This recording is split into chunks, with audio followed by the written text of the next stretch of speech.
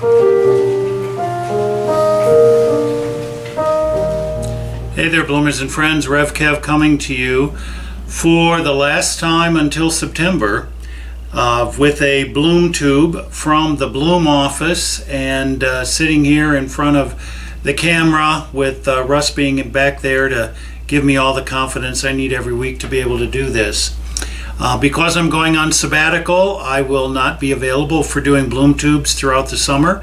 And so, as Russ announced in Sunday worship this past week, he is looking for some people to be able to do Bloom tubes and do them in a way that we have done before, where we're basically hearing from Bloomers and friends.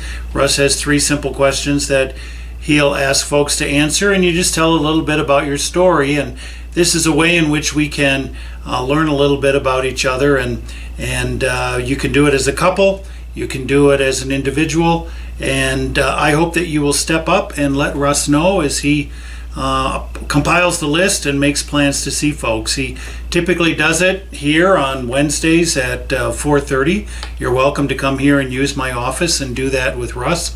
Or I think maybe he's open to doing it after church, and maybe even before church on a Sunday morning. So you can just check with him about that. I've asked a couple of people to tell him that they're willing to do it, so that they will give you a little insight into who they are and what they do in our congregation.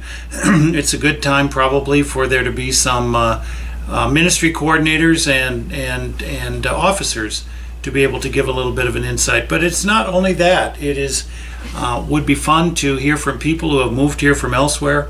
Fun to hear from some people what they did in their jobs before they came here to the Coachella Valley. It's fun to hear about various journeys that we've all been on. Remember that phrase that we use every now and then: your journey, your church, you're welcome here. Well, let's hear a little bit about your journey as we gather together and listen to Bloom and watch Bloom tubes as a part of being your church. So I look forward to seeing those along, every once in a while this summer.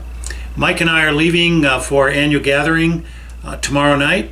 So when you see this, we will be in Orange at the Chapman University with the other Bloom folks who are going, as we participate in the once-a-year annual gathering of the Southern California Nevada Conference of the United Church of Christ. In this gathering, we have some workshops.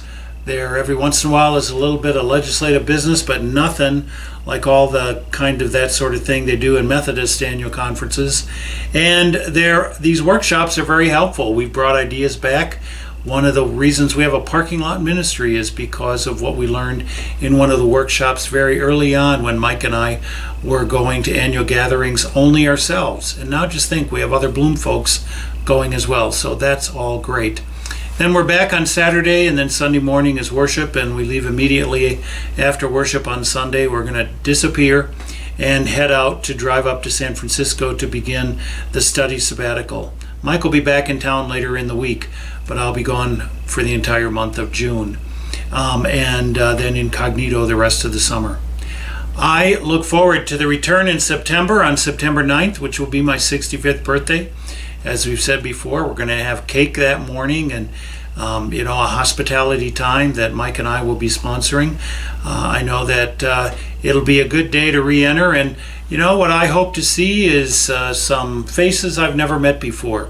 I hope that throughout the summer, folks will take the opportunity to invite friends to come and be a part of Bloom in such a way that maybe some of them will connect. What if I'm going to be gone 14 Sundays. What if we had 14 new faces to introduce to me when I come back on that Sunday as people that have been invited by friends and brought to church? That'd be a great day on that Sunday to be able to do that.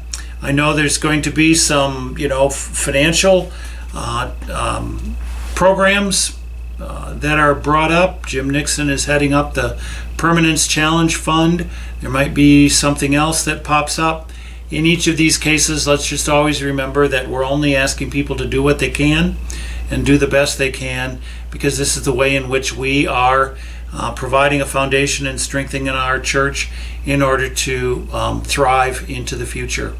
All of this is such to say that, when I come back, not only will there be the accomplishments that I have made educationally, but also the accomplishments that we have made as a congregation throughout the summer.